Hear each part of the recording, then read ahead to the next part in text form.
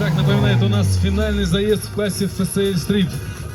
На левой дорожке участник под номером 3 и на правый участник под номером 666.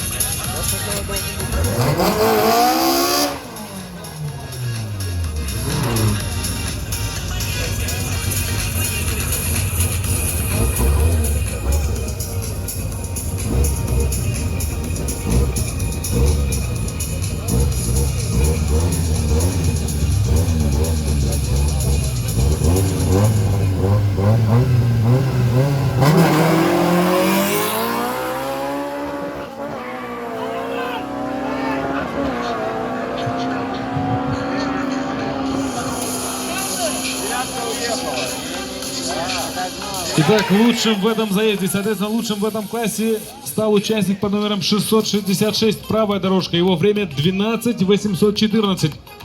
Вторым стал участник под номером 3, его время 13:280.